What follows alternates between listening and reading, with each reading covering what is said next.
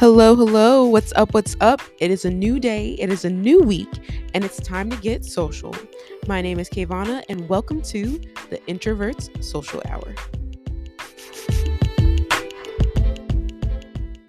Welcome. Today we are talking about the journey of a dancer and how everyone's journey does not look the same for a variety of reasons.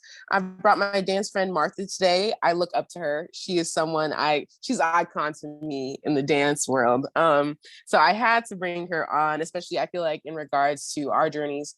They can kind of look a bit similar. I think in the sense of like how we're both like science girlies who also love dance. And we'll talk about that as well. So it's super exciting. For y'all to know about Martha, Martha Sheets is a public health professional, aspiring physician, and dancer. Last year, she graduated with her MPH and is currently applying to medical school. Martha has been dancing since they were 12 in various styles of lyrical, jazz, musical theater, hip hop, Latin, salsa, and bachata.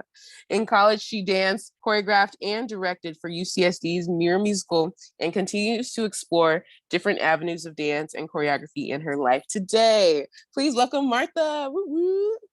Hello. Thank you so much for having me on, KaVonna. I am genuinely so excited to be here and to talk to you. And I'm really grateful that you're hosting this podcast because, the world should hear more of your thoughts because they're so wonderful. I appreciate that.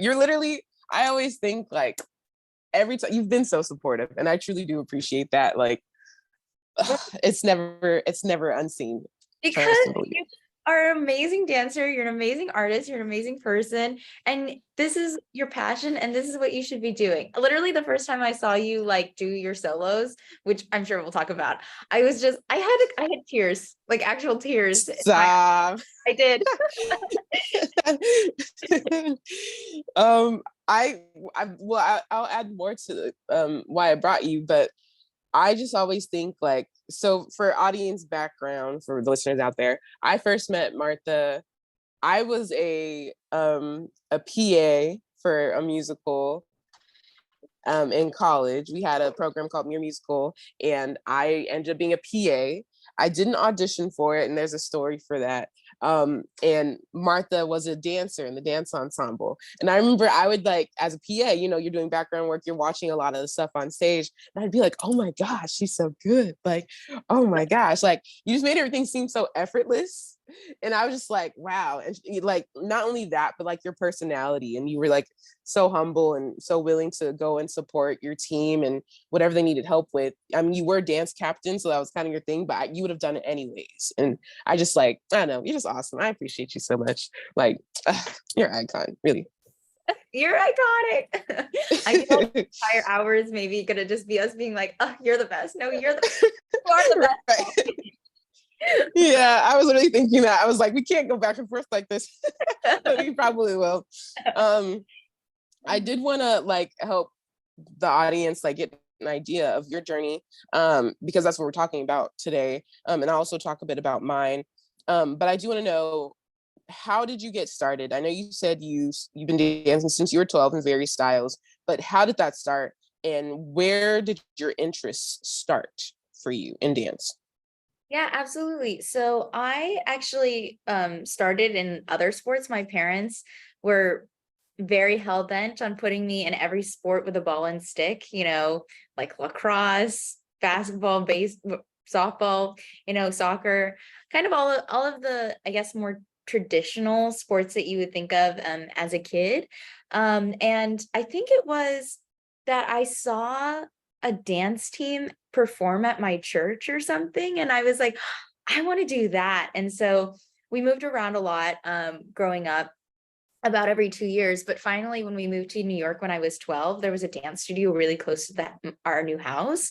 And so my mom was like, oh, do you want to try their summer dance camp? And so it was the Pittsburgh Dance School, I think. And I tried their summer program. And actually the first dance I ever learned was a musical theater dance to Annie's It's a Hard Knock Life.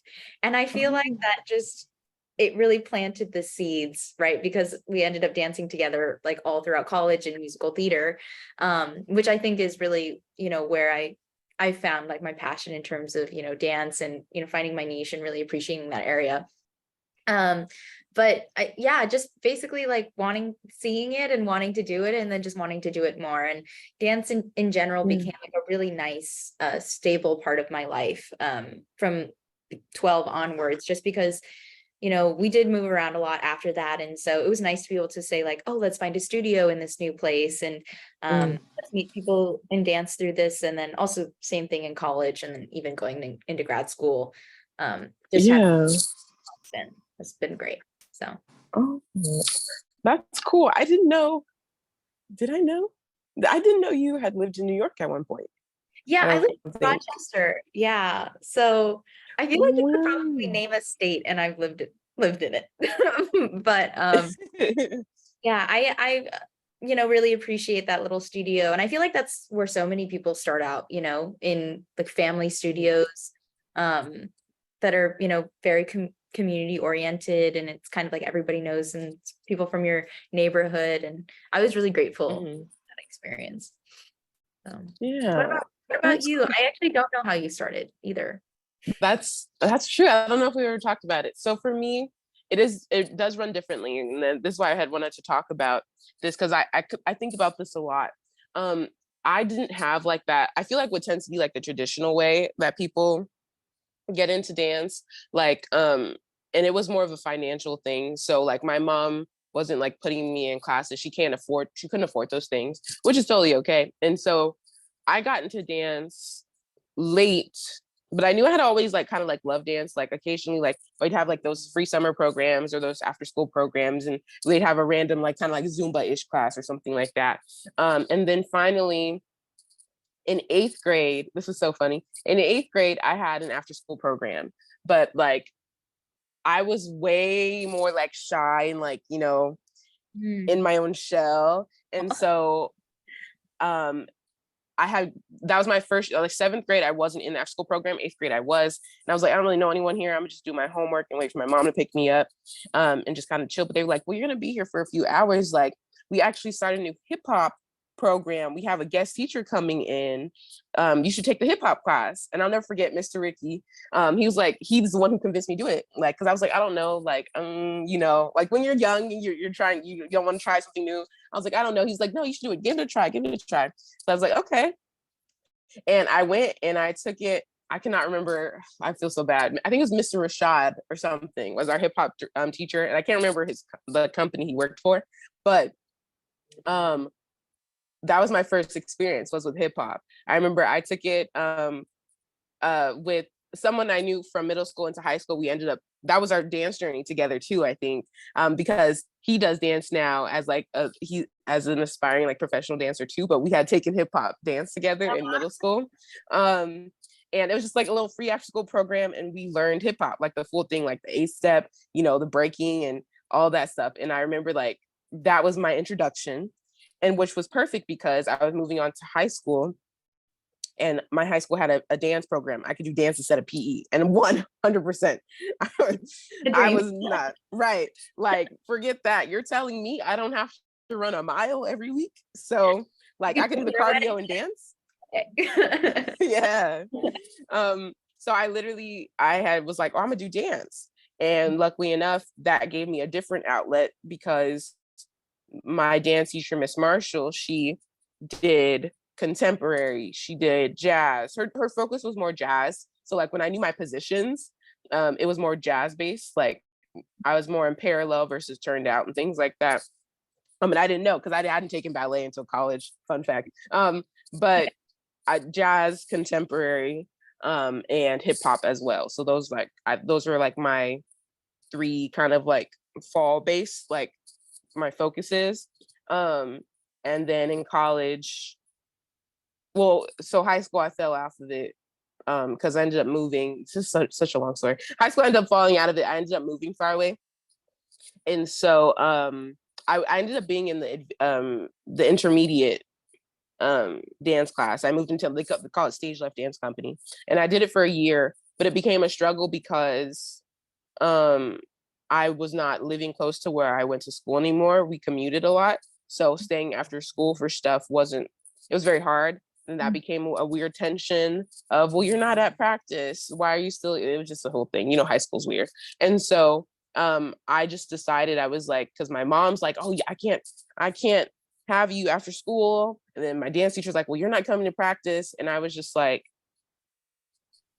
I know you kept me because I wasn't here for summer, because we had summer practice we were required to do, and wasn't there for that. And she kept me on the roster. I was like, I'm just gonna take myself out because I just don't see how this is gonna work. I was like, it was an added form of stress. And so, but college, I was like, I know I still love dance. Yes. And so I slowly integrated myself into it. I didn't major in it. And I didn't even automatically minor in it, but I slowly, got back into it. Fun fact, I auditioned for Muir musical my first year. What? Yeah. When they did Spring Awakening. Yeah. Oh, you did audition, or you didn't? You didn't. I did. No, okay, so here's the thing. I think I mixed it up. Jesus Christ Superstar is what I didn't audition for my second year. I ended up being a PA. I think I said the wrong thing. Yeah. Jesus Christ Superstar. I'm sorry. I was a PA for Jesus Christ Superstar. That's when I first met Martha. Not Spring Awakening. Okay. Yeah. I was skipping. Spring Awakening I auditioned for. What? I didn't get it. That's okay. They were like, I auditioned as a I auditioned as a dancer. And I remember, I think I did well enough, but they were like, do you sing? I remember she asked me, the director, she was like, do you sing as well? And I was like, no, I don't sing. And she was like, okay, thank you. And I never got it. And then I didn't audition for Jesus Christ Superstar, because I had already said I was going to do something the day of the audition. So I made a commitment, and I was like being like the loyal person. Yeah. So I didn't do it, but I definitely could have. I feel like she totally would have understood, but that was just me. And then I ended up deciding to take dance classes. Oh, what did you say? It's your moral fiber. You're very I feel like you really stick to your word and to your goals. Anyway, you're just saying that I had a commitment with it. I do. That's KaVonna right there. Yeah. Yeah.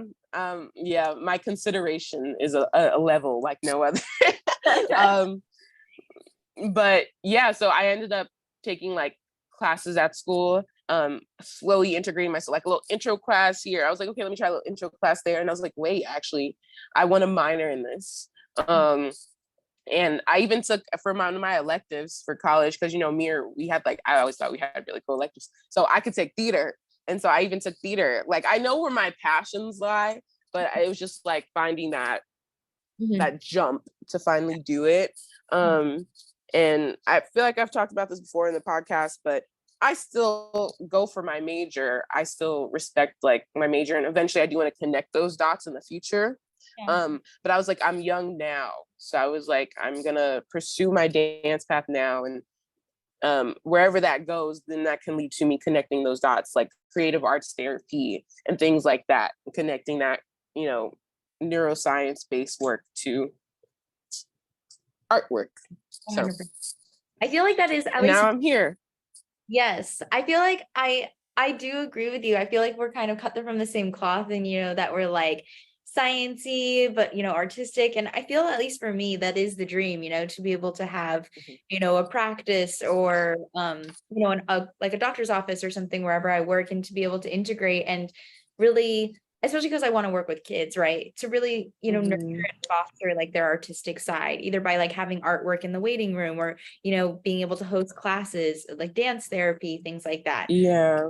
Like being able to, merge your passions in that way and your interests is kind of, at least for me, the dream and the end game. So yeah, I'd be able to hear you say that too. Maybe I'll bring you on as like therapy instructor. I was like, pull me in, coach. Yeah. I think that's really cool. I also, just because I did research on that in college for one of my research papers. So I was like super, like, I already knew like that was the thing, because when did I take that class? My junior year. It was like, I don't think you ever took it, but I feel like I remember us talking about it. Like Psych 199. It was a specific research course you take for the whole entire year. Yes, I do remember that. Yeah, and that's what I did it on. I did my main paper on creative arts therapy, specifically with Alzheimer's, because I want to work with patients with like cognitive decline diseases. But yeah, like I just think that's really cool. I think arts doesn't get enough recognition as it should. I mean, we're seeing that now with like, you know, the writer strike and that the actor strikes and things like that. They're not appreciated as much. Yeah. And I definitely see more happening in the future where changes should be happening. But you know, it's valuable, and I think it should be used in those platforms properly. 100%. Yeah. And even you just talking about, the writer's strike, the actor strike, things like that. I think at least that for me, that really makes me think about how dance and art in general is one of the most accessible things. Like in terms of like anybody, who has a passion, like you were saying, like if you think you have that interest, you can pursue it. But I think what becomes like inaccessible is just how easily people can be exploited, like in the field, right? As soon as you start working as a dancer, you don't have necessarily like the same stability, or like as an actor or as a writer, it's like, you're living paycheck to paycheck, or it's like a gig economy. And I, it's all these artists, asking for stability, and they deserve that, right? So I think, making sure that the systems that we're creating and stuff are really able to support people like throughout their life. And it's not just, oh, I danced on this tour and now I'm like wondering if I can make the bills in a year, Yeah. So, I don't know. I was just thinking about that because it's artists, you need it. And if you need to make it sustainable for people to do. So yeah. Yeah, that's been the struggle. And I'll even talk about that too in regards to challenges of just like, because it's a gig economy, what does that look like in pursuing that career? Because it does end up being a little bit of a struggle. But I do want to ask before I go into it a bit, were there any like experiences that influenced your passion for dance? Because I'm seeing like I feel like you've covered so many different styles. Like what keeps you going for like that passion, or is that natural, or is there something always coming up where you're like, ooh, I'm inspired by this, and you just kind of hop back in or hop into a different style? Really. I guess there's like a little bit of an all of the above. And I will say that I think the journey as a dancer, at least my journey as a dancer, so much of it is like figuring out what it looks like and making sure, or feeling like I am still a dancer, and then figuring out what that can look like in my life, right? Because when I was young, it was like, oh, I took classes and I, choreographed some things for like my winter recital, and then in college it was like, oh, I can dance, in with Muir musical, and I can direct and I can choreograph and all these things. And then now, I think with the pandemic, especially, like what that looked like was really different for a lot of people. It was like, oh, can I take these classes online? Can I train in my living room? Do I have the motivation to do that? And so I think in terms of, finding inspiration, I think at least usually for me, like the first step in being able to allow myself to be inspired is to just keep reminding myself, like, I am a dancer. Like I do even if I'm not necessarily like producing something or I'm not sharing something, like I'm still a dancer and I still can be inspired and like be open to, seeing somebody's work and, wanting to launch off that, or like hearing a song and like, starting to groove a little bit and being like, well, I'm going to make a dance, And so I think so much of it is like getting past like the mental, at least for me, the mental block of like, am I still a dancer? Like, and so, but I think also in terms of, I hope I'm answering your question. I think also in terms of inspiration, right? Like, I think it's, there's like times of intentionality where you're like, I'm going to train, I'm going to go to classes, even if I'm not necessarily feeling it. Like but I'm going to go to classes. Yeah. I'm going to try and like work on this skill. I'm going to get to know the dance community here, etc. And then I think also for me, there's been times where it's about taking the pressure off of training. And I think that our journeys are going to be different, right? Because I'm not pursuing it currently professionally. but also like taking a Yeah. step back, being like, how do I add the enjoyment back into this? You know, is it about training, or is it about, you know, allowing myself to just be in a learning posture, to be in an exploratory posture, you know, where I'm just trying to figure out something that feels good, right? Like I think we had the same dance teacher in college, Anne, and one of the Why did I know you were gonna say Anne? That is hilarious. she I mean, I feel like the biggest thing I took away from her classes was she was always talking about like seeking pleasure, right? Like, where in this dance can you find pleasure? Where can you find like what feels like good, natural, supportive, like, you know, all these things. And I feel like sometimes I can go back to that, because sometimes I'm like pushing myself. I'm like, oh, why can't I finish choreographing this? Like, why do I have a block or whatever? I'm like, and then I have to ask myself, well, what feels good? Like, you know, and sometimes like move in that direction. So Wow, you just gave me like a life reminder I needed, because that's so true. I as you know, I struggle so bad with like, because you know, a big part of like trying to be a professional dancer is like you need to post on social media, you need to share your work, and people see I try, but yeah. man, do I fall short. No. Yeah, I really love do, and it's okay. I really do. I mean, I think like it's also not just always about frequency, right? Like also it's about quality, and your quality is high up here. 10 out of 12 out of 10. Thank you. Unfortunately, though, I have to disagree, though, Martha. I really do think the unfortunate part is that it is about quantity as well. Yeah, probably. So I do kind of hate that, but that's just the way like the media world works right now. Yeah. But it's okay, because we're going to talk about what individuality means also as a dancer. But yeah, I struggle bad, but it's because like the amount of pieces that stay in my head and don't like come to fruition, things I've started that have not been finished because I got stuck or I didn't like the way something looked. And man, like, especially being a dance teacher, what I loved about being a dance teacher though is like, girl, you got a deadline. You don't Yes. got a choice but to get this choreography done, whether you like it or not. It's got to go on stage. So, or they got to learn it, and you got to give them enough time to learn it so it can go on stage. So, that kind of forced me into a really cool creative box that I did appreciate being a dance teacher versus like a science teacher. I got to explore my dance on a different like level. But then like when it comes to creating choreography for myself, or that's more applicable to like, you know, the adult world of things, I get stuck because I allow myself to get stuck more so. So I like that you said like where did, and you're right, and was all about like fluidity and like just go with the flow. And so right.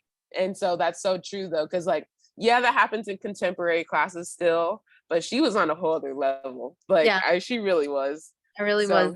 I didn't always follow, but I will say there are like there are those, you know, those I guess platitudes that I feel like I did come away with that I think do help take the pressure off, right? Because as soon as you were like, oh, the amount of dances that stay in my head, I was like, preach. I think it's like, also, I don't know about you, but like, and let me know if this like derails like a conversation or anything, but for the creative process, like when I'm choreographing in my head, sometimes like I have to imagine another person doing it, like, or else, because if I'm imagining myself doing it, I'm like, oh, like I'll start criticizing myself in my own head. Like let's say like I imagine myself in a studio, right? Like, you know, I'm like in my car or something, and I'm starting to choreograph a dance.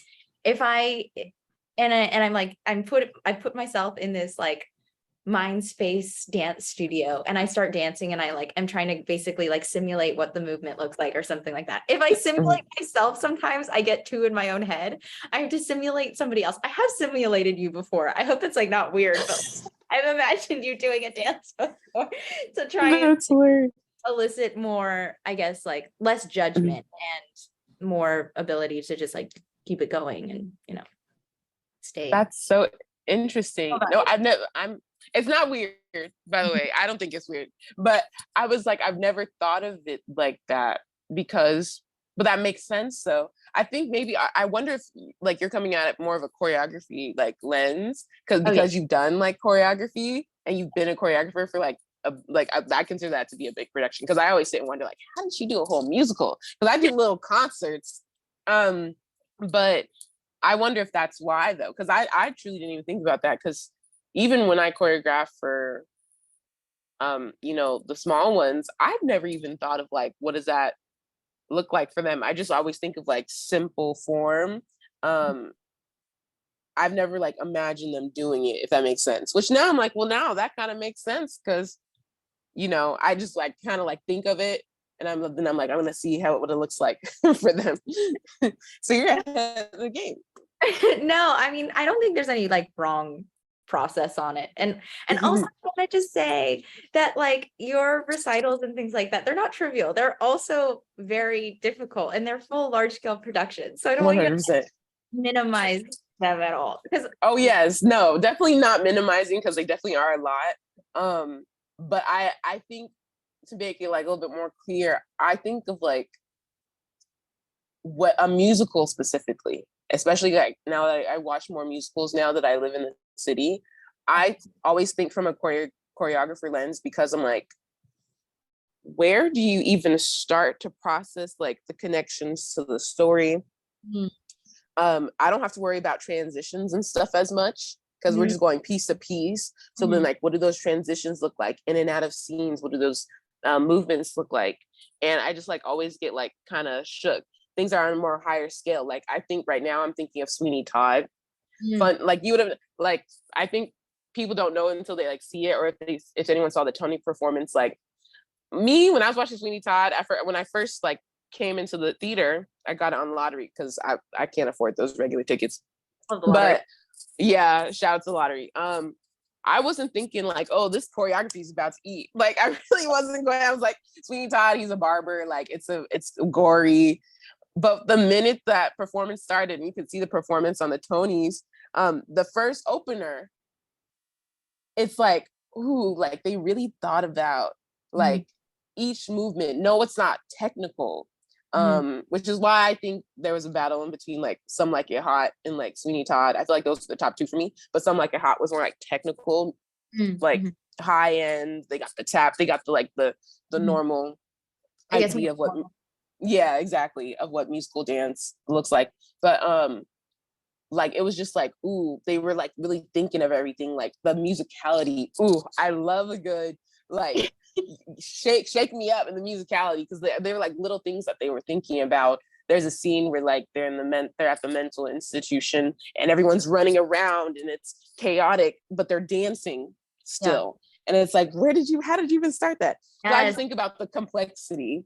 Yes, 100%. Actually, fun fact, that's like one of my favorite kinds of dance is like pedestrian dance, I guess, or like sometimes they don't even call it, I think, like dance. Gestures. Exactly. Or like, yeah, I think just like sometimes they don't even call it dance. They'll just be like movement or like form, because yeah.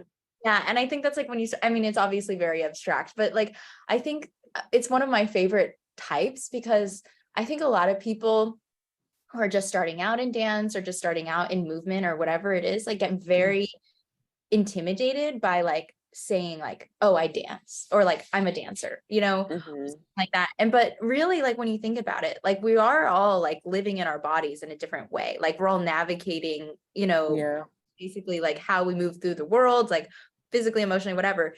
And I think like you start to get into things of dance of like, you don't even need music, like all this stuff. But I think it's like whenever I tell people, whether it's like at the club or even like in my salsa socials, or even when I was like teaching, right? Like for me, I'm always like, everybody is a dancer, right? Like everybody has it within themselves, like the capacity to dance, because they like exist. And maybe that's like too like hippy dippy or something, but I truly do believe that. And so when you take a piece that's like clearly choreographed, right? And it's not like dance as you think of like the typical shtick of like musician, mover, like Tanji, 5, 6, 7, 8, 5, 7, yeah. Exactly. But you create like this really like accessible piece where you're like, oh, that's very like intentional, that's very strategic, that's very fluid, that's like that's just movement. And then you say, I don't know, like I could do that. Like that just I think that's,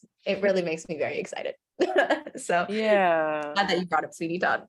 Yeah, I agree. I think it definitely seems, in those times of like confidence questioning, it definitely makes it seem attainable. Because I feel like sometimes there are people who have trained since like they were 3 and have been competing and been doing all these jumps and turns and flips and tricks since they were 10. And it's like, you know, for me, I think and we're going to start transitioning into challenges. That was one of my challenges, starting so late, quote unquote, Literally. but late, like late in the world of dance. But once again, I think the biggest person who's shown us that there's no time frame is like Misty Copeland. Like, you start when you want, you know, start when you can. Like, you know, it's not 100% accessible in certain ways. In other ways, people find it in free forms. And yeah, I think that once again though, I think that was the thing of just like it being a little bit more attainable, seeing it in ways that's not all about the flips and tricks and all those things. Yeah. And I think I agree. It's like it's kind of wild, like especially in like these really competitive fields, you know, like ice skating, gymnastics, things. It's like, oh, I started when I was 12. I started when I was 13. Like, oh, that's late. You know, when you tell like I don't know, like somebody at your office, right? You're like, oh, I've been dancing since 12. And you're like, oh my gosh, that's so long. You're like, okay, but I know, like in my head, that's actually still a long time, but you are around a lot of people who are like, oh yeah, I started dancing like as soon as I could walk. And you're like, oh my gosh. And so, no, I agree with you. Like, I think that can be challenging, just like mentally too, you know, to say like, oh, do I have like, am I already kind of like not good enough or something just because I didn't start, you know, early. Yeah. I think it's just expelling that. And I think Misty Copeland's a great example of that. And I agree. And I would go back to like my previous thing to say like that dance and sports and things like that should be accessible. But I think the reality is that sometimes they're not, right? Because classes are expensive, like even in the adult world, right? Like classes are $25. Yes. I could not imagine, because they're 20 here in Atlanta. And I'm like, oh my gosh. But no, I think like, you know, in theory, right? Like the purest form of dance, like, right, should be accessible. It's just you in your room with some music, maybe no music, depending, you know. And but I think, yeah, once you start getting into training, it does become, you know, it can be very difficult to find. And so I really love your commitment to be able to be like, I'm going to work a full-time job and I'm going to dance and do classes and, you know, do auditions. Yeah. So, literally amazing. Well, let me tell you, let's move into that thing, because I'll tell you my journey. So here's my challenges. I'm going to talk about challenges because dancers do face a lot of challenges. We kind of like talked about some of them, and I'll talk about them on my end too, of like physical limitations, self-doubt, in regards to like also like injuries, accessibility and things like that. For me, my biggest thing was, am I a dancer? That was the first one in my early journey, because my journey was so off and on. Because I told you there was like one, learning how to dance from middle school into high school, because the jazz and contemporary, all that was new to me in high school. So I learned that stuff fresh off. And then taking that pause into college. So I did do a dance pause, slowly getting back into it again after like 2 years. And then finding new things and learning new things in the college lens. So that was a lot of, am I a dancer? I had a lot of times where like I was like, oh, I dance. I didn't say, oh, I'm a dancer, you know? And so that was one struggle. And then eventually come to the terms like, I'm deciding to do this. I am a dancer and I'm deciding to create my path.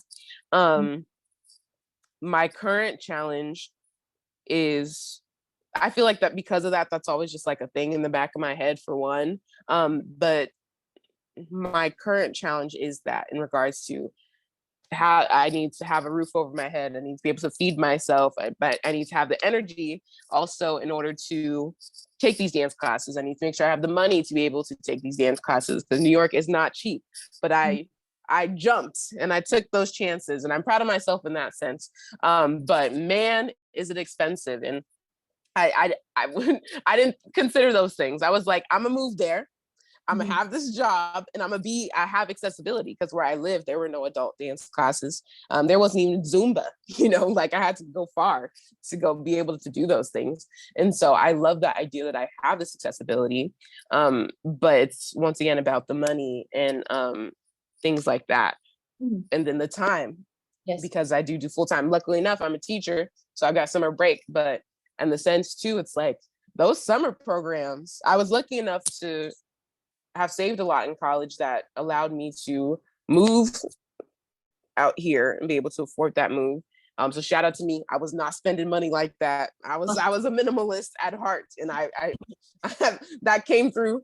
And then I was also able to pay for a summer program last year. I just kind of jumped it, and I said I'm gonna do it. So I did pay for a summer, and it's great. It was a great thing, and I wish I could have done it this year, but that was just not in my budget. And I think there needs to be more forms of accessibility for people who can't always take those classes, because I see people, I love that for them, but it's not the case for everybody else, where they're like, I'm doing a professional semester and I'm taking the summer program at Steps. Steps program is not the same as BDC, so I could also take the summer program at BDC, and then I take all these classes every week. And it's like, I love that you can do that.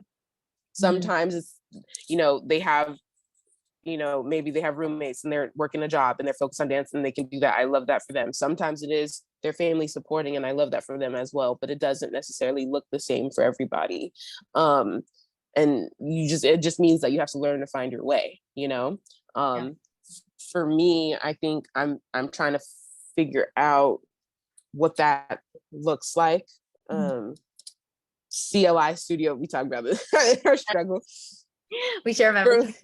Yeah, I have the access, right? Like YouTube's also a thing. But once again, like being able to freely move in a dance room versus like how do you move in your apartment and stuff like that is also a struggle. Like, I feel like even just like a passing comment, like, from your instructor, right? It makes a difference to, have them say like, oh, actually keep your chest up here, or make sure you're like sinking into the floor here, like those kinds of things do change, I think, the nature of the dance and the movement. And so I agree that I love dancing in my living room. I think that there's a time and place for that. And then there's also, to be able to meet other people too, like in person at some point. Yeah.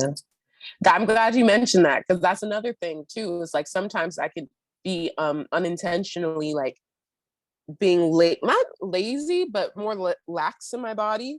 And maybe like when I'm like, because I realized when I take a class and they're like, oh, be careful with your posture. And it's like, I didn't even realize I kind of low key, I think they call it hyperextension. I kind of like low key, like, curve my back a little bit. And it's like, oh, like I learned that in dance, in my 20s, might I add. But like, those are things that happen in class that are necessary. So I think sometimes also too, I kind of get like, ooh, I don't want to like be practicing so heavily at home that I end up having to unlearn something, that I ended up dropping the bag on, at home. But that's one thing. But I would say self-doubt is the biggest thing. I talk about that though. So I didn't, in another episode of like a crisis of confidence. But that's just, I feel like that's just a struggle of like pursuing any form of art. Yeah. Because it's such a vulnerable, like career choice. Yeah. So that leaves room for a lot of self-doubt. Yeah, no, for sure. And I think also, right, we touched on this before, but like comparing yourself to other people, right? Who, it's amazing that some people are able to train, like 8 hours a day or go to a bunch of classes and things like that. But like, I think it's difficult when you do get into the mindset of like, oh my gosh, they've been dancing since they were 3. They like take, 10 classes a week and I only take 2. Like, how am I ever going to get into that? So I think it is just reminding so much of reminding yourself, like you were saying, like that everyone has their own journey, right? And it's about figuring out what works for you and how you can get to the places that you want and need to be, but like in your own time and in your own, in your own way. So yeah. which I feel like you are carving that out. I just want to affirm you and like externalize that you are doing great, like high key. And Thank you. it is, and it can be discouraging, but I think obviously like art and literally bearing your soul, right, through for people to witness is going to be also inherently vulnerable, but I think like you're taking it in stride and you're like doing it so beautifully. So yeah, thank you. I think I am in the process, like me a few years ago would have still been struggling, but like I think I figured out, which I'm grateful for to say, because like that means I'm learning. Like, look at that. Yeah, like of course, like your brain's gonna do, be like, oh, look at what's happening here. Those intrusive thoughts are like, oh, now I'm in like, but it's like, shut up. Like we've already figured it out. Like, it is what it is. This has been your life for a minute now. Like you've if it wasn't supposed to like be the case, you wouldn't be here now in the same room with these same people, so it's like these journeys happen for a reason.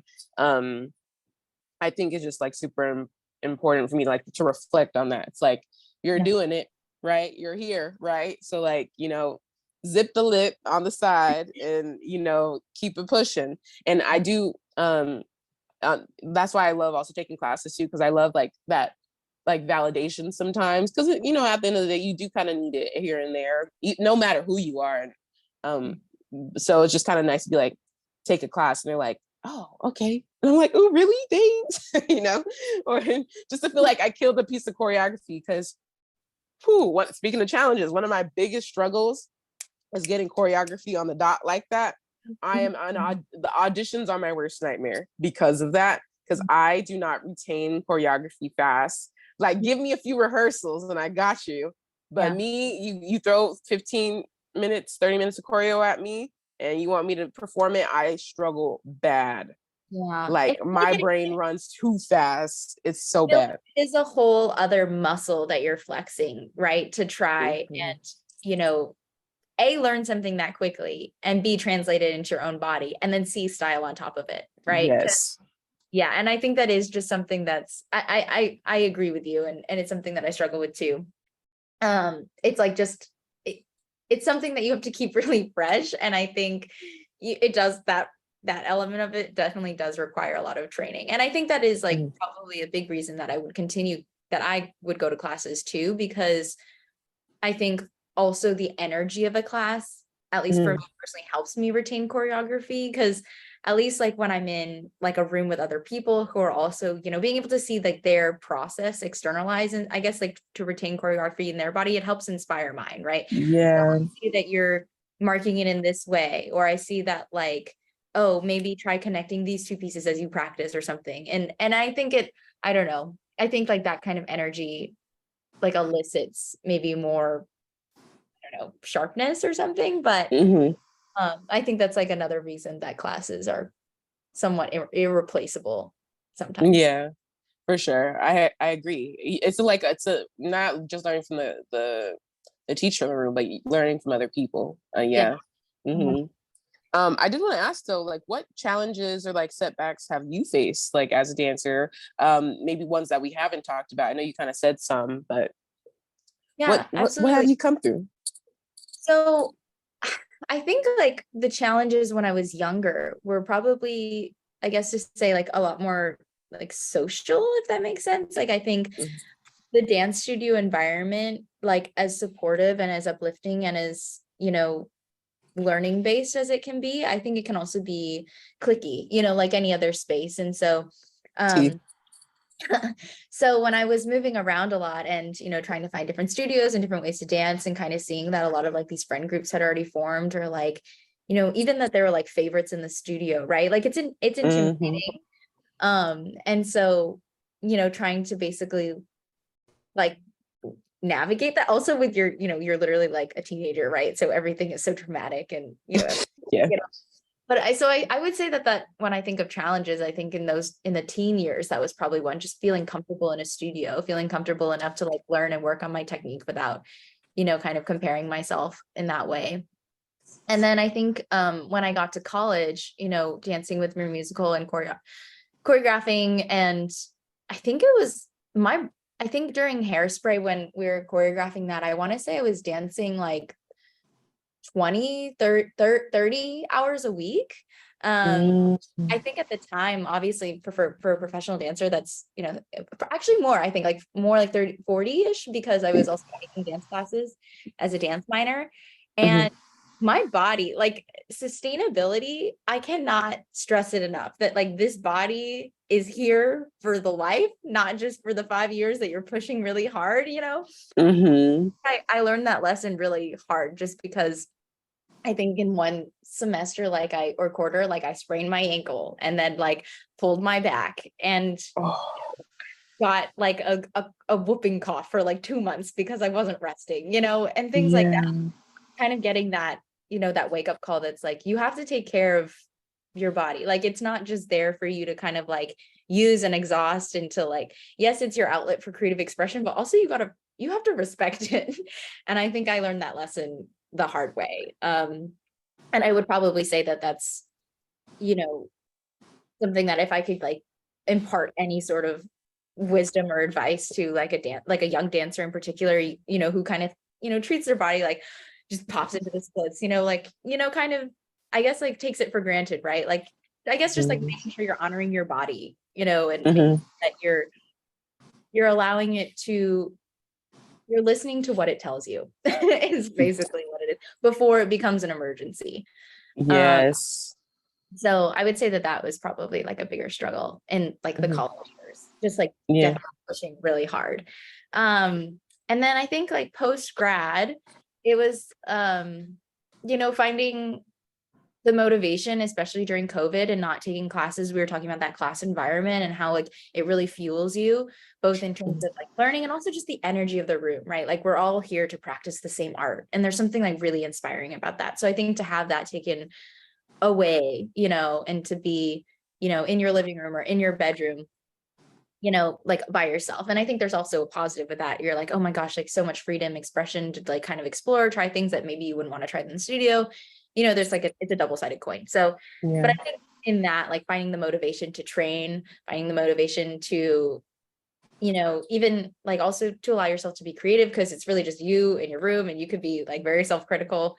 And I will say one of the things that really got me out of my shell and out of like my dance rut, I guess I would call it, is you did like a dance a day challenge or something. Yes. So, like without judgment, just choreograph 20 seconds and just post it as is. And I was like, that's amazing. And I found that really freeing. And like sometimes I go back to that. Like I'll be like, maybe I should, if I'm like in a dance, like I have choreographer's block or something, I'll be like, what's a quick prompt that I could just start, like something that KaVonna would come up with. And then it would be like 20 seconds. And then sometimes 20 seconds easily becomes like a minute, and all of a sudden that you've gotten to your goal. And I think it's just about like reframing how you got there.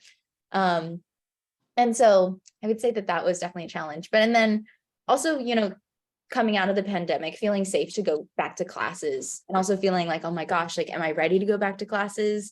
Like, has everybody been like training and like doing all these things? Like, and I'm, gonna flail. But I think it's, I did eventually, I started picking up salsa and bachata in the last year. And I actually went to a salsa social last night. So excuse me if I'm yawning. Because they didn't go till like 2 a.m. and I was like, and they're still going. And it's always like, I know it's a great environment, but finding, I wowould say, allowing myself the freedom to explore a new form of dance, as an older person now. I say older person. Stop. But, it's not like, oh my gosh, I have dance class, with, for my, on my class schedule, in college. It's not the same. So, really blocking out that time to make sure you're like, oh, I'm going to class tonight. I'm going to try and work on this thing. So I think like getting back in the swing of it was also a challenge. But now that I'm back in it, I love it. And I'm so happy I am, because I tried to have a dance fundraiser again last year and I got really sick. And speaking of taking care of your body, and I was like really scared to do another one. But like getting back into classes, even in a different style of dance, like has kind of like pushed me, inspired me to be able to say like, oh, I can do another one. So I'm like hosting another one in August. More, but like later. But I think just if I were to sum that up, that very long-winded thing, like taking care of your body and making sure that you are like really leaving space for yourself to grow, right? Without judgment and without like all the self-criticism. And I think it really does allow you to thrive and, you know, grow as a dancer and as an artist. Yeah, that's cool. I like that you said that, all the things. This episode will be posted later, but I do want to do a little recording snippet so I can help share it for August. And I want to hear about it. But I did want to, that COVID pause is like, that was super critical in the dance world. And I'm glad that you mentioned that. And what that journey looked like. Cause as I said, I didn't have like dance classes where when I went back home after graduating, there were no dance classes. Like I was doing everything CLI. That was the most I had taken CLI classes. And then eventually I did fall off. But 2020, like right after, because I was at the peak of dance when COVID hit. Like I was at my most well in shape. I was ready. I was at my best. And I was like very determined not to lose it. That's when I created those challenges. I was taking CLI classes. That was when CLI had just started too. So they were doing like free classes sometimes and stuff. And I was like really trying to be on it. And so it was interesting to like slowly fall off because of a lot of things that you said, like, well, where do I stand compared to others? Where do I like, has everyone else been keeping up? Have I not been keeping up? But also just like the struggles of like life coming up and COVID was happening. So outside of just like being a dancer, but just the general struggles of what was happening in people's lives. And, you know, yeah. So, you know, sometimes life gets in the way of certain things and that's okay. But just like finding your way back is another journey in itself. And that journey looks different.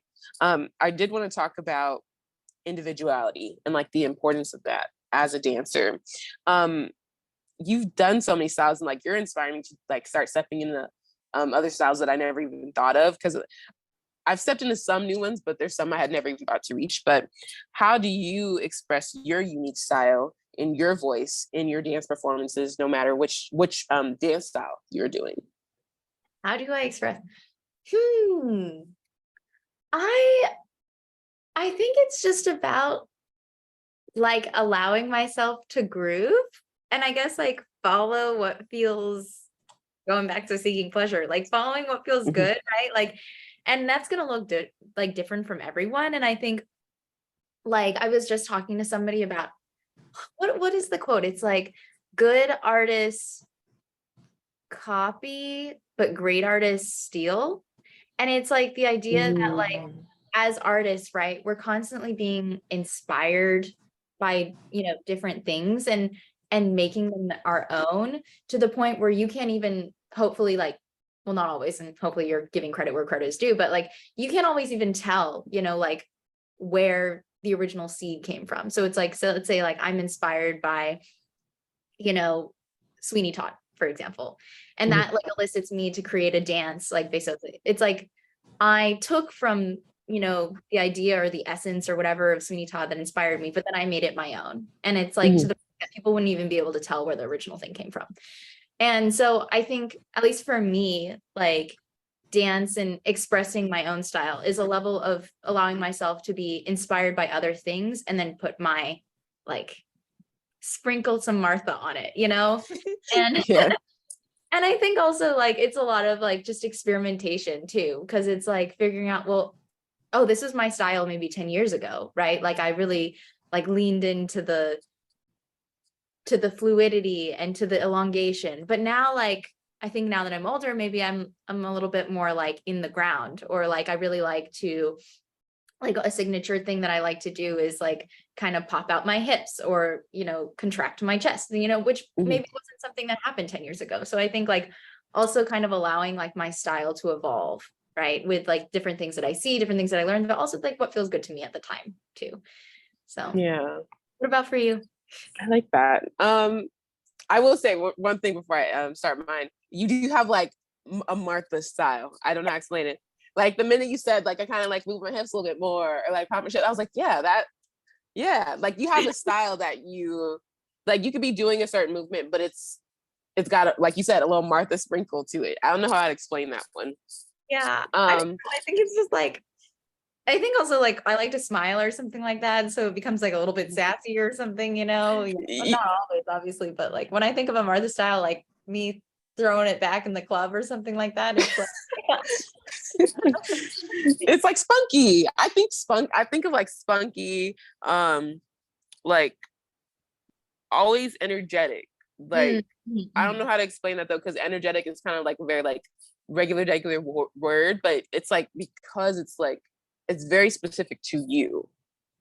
It's like a you energy. I don't know how to explain that. I'm not doing well, but yeah, I get what you said by that. I feel the same way when I see you dance, because I'm like, that's KaVonna. Like that's 100%. And I feel like it's like, you always look very, at least when I like, and one of the things that I've tried to emulate too is like very relaxed and very like easeful, which I feel like for me, like with this energy, right? Like it sometimes can look like a lot, like, or like when I watch you dance, it's like, it's like this really beautiful, like you make it look so smooth and easy and like you're comfortable.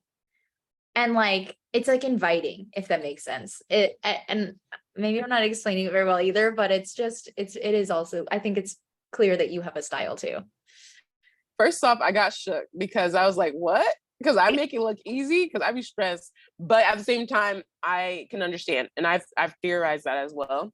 That's why I think at certain styles, I succeed at a little bit more. And I think that's where my later learning comes to help me a bit, because I do notice that I have a little bit more of relaxation into movements, because I wasn't like first position, second position, like I'm late to all of that, so that those don't come as easy to me. I auditioned for a modern company and I was like, oh, like I know where I like hip hop was my first, and I think that's where I kind of pop out a little bit more. But once again, going back to fluidity a bit, I've learned there are certain fluidities that I struggle a bit more in. So it's a weird balance. I'm definitely more of a jazz funk girl. Yes. Because oh my gosh, I love jazz funk. Yeah, you pull me into like a real intense bop, bop, bop, 5, 6, 7, 8 hip hop, I'm probably going to fumble the bag a little bit. But yeah, I think once again though, I think that is helpful to me learning a little bit later, because I'll never forget last year we had like a mock audition when I did the BDC summer program, and it was contemporary, but it was really like contemporary jazz kind of combination hip hop. It was a blend. And it was because the choreographer, he did it, he worked with Doja Cat. He worked on her Coachella performance with Emily Williams. And he, like, I don't know if you've ever watched that performance, but it has contemporary-esque movement to it, but it's still that hip hop kind of like movement. And so I found out that even though amongst the struggles, when I was like taking like contemporary modern classes throughout that summer program, and I was kind of falling, and other people were kind of like maybe had a little bit more easy flow to it. In that particular moment, I had an easier flow there, and they were kind of having to figure out where they had to like loosen a little bit more. And I still noticed that, though, you're a ballet dancer, like you can see that in people's bodies. And that's why I think it's so interesting. Once again, like people's journeys, you can see it, in their movement and in their dance, and like going back. Yes. Yeah, exactly. And I think once again, going back to individuality, that's why I think it's so important. For me, I tie into that. I think I pull into those like flowery movements. I think that's why contemporary, I like vibe with it so much. I love that idea of being able to have fun and reminding myself to have fun with things. I don't like the idea of having to stress out about a certain technical move. I love getting a good pirouette. I love that stuff, but and I love jumps and stuff like that. But if it's something that's there just to be technical and it doesn't have a connective moment, I notice that I find choreography more easy when I can connect to it, as I feel like that's a normal thing. But sometimes it seems, sometimes it could be moves just to be moves and to be shiny. When when it comes to self-expression, that's where I pull in. Like I really try. I've learned over this past year, to be honest, of just like reconnecting that emotional tie and having fun. Like Anne said, and just like really enjoying the process. And that's what I've been even learning this year, even amongst all the podcasts I've had. I've had podcasts, being a Black creative with Obane and different things. I was just like, reminding ourselves why we do it, reminding ourselves like, this is the joy we have. We do it because we like it. We do it because we love it. Yes, there's a training aspect to it, like you said, but like, don't forget, why do you do it? Like, find your joy in it. So when I'm taking those classes, like finding that joy, I think about, this was the most recent one I had, but it's been a minute because I did a specific dance class, pause, as I talked to you about for my trip. I've been doing other stuff, but I haven't been going to like BDC and steps like that. But I took a contemporary class. I'm gonna shout her out, Jacqueline Walsh. She does contemporary, but it ties in again, like she does her own kind of thing. Like we did contemporary to the Beastie Boys. Like yeah, and she does her own thing. And I love that blend, like, yes, it's contemporary, but it kind of has a little bit of like jazz funk flavor to it. Sometimes a little bit of hip hop, sometimes a little bit more jazz. Like I've taken her class like twice now, which is so funny to say because I wish I could take them more. But I love that blend. And then I remind myself I had fun with it. And she had shouted me out and I was like, oh my God, really? But it was because I was like, thank you. But I was like, I really was in that moment, like trying to like have fun with it. Like it was a fun song. How can I play off of it? Going back to musical theater, characterization, but just purely just having fun with it. And that shows up more. And I think that's where I shine. I'm gonna give myself a pat on the back. I think that's where I shine. And especially in musical theater, which is why I think that's the path I lean towards more in regards to dance, because there's so many paths you could take. But like, like let me give you character. Let me have a fun time with it. Yes. Yeah. Let me bring back this motif from like literally act 1, and you're gonna see this as my character has grown. I agree. I feel like musical theater, at least for me, like, because I think you were even talking about, you're like, oh, I can't imagine, or like, not I can't imagine, but like it's different to build in transitions or to build in character, build in story and things like that. But I honestly find that a lot more approachable than like making a dance to make a dance, if that makes sense. And I see. And sometimes I'll have to create a story in my head, like just to like start a choreography or anything like that, to like as a launching off point. But also I'm glad that a teacher shouted you out, because you deserve all the shout outs. And I guess you also said something that made me think that I think it's also like, at least a common theme I'm noticing is so much of it is finding balance, right? Finding balance between like the technical aspect and the stylistic aspect, finding balance between, putting your energy into, working, making a living, and putting your energy into your art, right? And I think also similarly, like when you're talking about like, just having fun with something, finding the balance between like getting yourself out of your comfort zone, but also being like comfortable and having fun enough that you can discover your style and discover something new. Because even in like, as I've been doing like salsa and bachata more the last year or so, I realize like when I dance with somebody that I've danced with someone like, but that I've danced with a lot, there's a certain comfort level there that I get to like throw in some new styling that I haven't tried with somebody else, because I don't know how they're going to respond. Right. And so it's like getting out of my comfort zone enough, yes, to, to be able to learn and, maybe have a little bit of pressure to like get that technique in, but also being comfortable enough with somebody and letting myself have fun enough that I'm like doing something that I wouldn't even expect, that like sometimes surprises me a little bit, so I think it's like a balance there as well.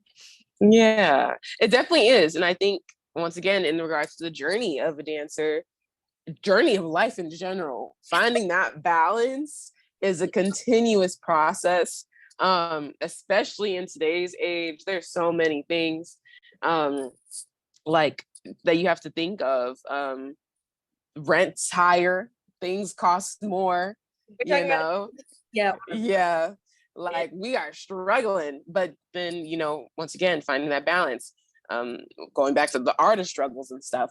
So it's just a process, I'm hopeful though, in like certain things changing, just general like society and culturally. I hope for change faster, and I hope people stop being so greedy and stuff. But in regards to that, though, I do think that outside of finances and stuff too, just general life balances and finding how we work that out. It as I said, it's a journey, but I think it's possible to get close. I don't know if there's a perfect answer, but it's definitely possible to get close for sure. And I think everyone too. Yeah. And it's and it just it's gonna, I feel like there should just be an automatic built-in time. Like, I guess that everybody just accepts like, oh, your early 20s, your mid 20s, whatever, is literally just you figuring out what works for you. And I think that that's super valid. And I agree that I hope culturally, like that's also changing, that, there's a little bit more flexibility to be able to grow and to like figure out what works for you, right? Because it's not like you graduate college or you graduate from high school or whatever, and then you go into exactly what you're going to be doing for the rest of your life, right? Like there's so many like trial and error years. Like, I mean, obviously lifelong, but I think especially during this time that there's like a lot of grace that needs to be given, both like emotionally and like economically. 100%. And that's what I'm so glad that I'm on that like path in a better sense, because asked me right after we graduated, mind you, I graduated in COVID, like the height of it. And I'm over here like, life isn't happening the way it should. And I was like, girl, like life is on pause right now. Like, but even then, 2021, I was like, nothing's changed yet. And I don't know how I'm supposed to like, and so now I'm at a place where it's like, it's a process. Like, I know younger me thought, oh, we're gonna go to high school, college, bam, right after college, things are gonna set. Unfortunately, that is not the way that life rolls out. So, and I'm glad that I've gotten that process, and I figured out like each year really does get better, and I'm happy about that. Like I really like sit here sometimes, and I'm like, girl, you're doing pretty well off. You're considering your age. Like be okay with where you are. Like it's a journey, it's a process, it's a balance, and I feel like I'm really in the like 2023 is the year of like gratefulness for me. And so I really sit here and I'm just like, yes, this might be difficult. Yes, you probably can't stand your job. Yes, there's other things here or there. Yes, you're tired, but look at what the other things that you are able to like manage and balance in between. And so definitely in that journey, for sure. So beautiful. I love hearing that. Like, it's very inspiring too, to hear like, every year is better than the next. Like, yes, we're constantly going up. We're on the upward train. Yes, that's the goal. I mean, there's to be fair though, there's an up and down of it all. Yes, like for sure. General trend is upward though, hopefully. Even if general trend is upward though. Yeah, exactly. Like I moved to New York. After I moved to New York, I got real stressed out though. But hey, I had my own apartment and I was in New York. I made that jump, but I was stressed out from my job for like 6 months. But then, there's a process. And so then after that was trial and error. I figured out what wasn't working, what was working, and I made those changes, and that created an upward path, you know. So it's a process. But before we end, I have 2 wrap-up questions for you. Kind of like quick fire, I guess, rapid fire. One question: what are 2 songs that you have choreographed in your head that you have not shared with the world? It is so funny. Low by SZA and I Love Her by Paloma Mami. And it's funny you say that because I was literally trying to do them in the mirror last night, like after I came back from my social, and I was like, wow, these haven't been shared or completed to fruition, but that's okay. And maybe it'll inspire me to finish those today. So hey. And then so I'll share one for me to be fair and balanced. One of them for me has been stuck in my head. Like it's the first one I think of, Gasoline, by the Zoe's Extraordinary Playlist team, specifically Alice. Technically Gasoline is originally by Halsey, but I really love their version. It's just so emotional. It's more emotionally tied. You hear it in the story because they pull the acting in, once again, musical theater.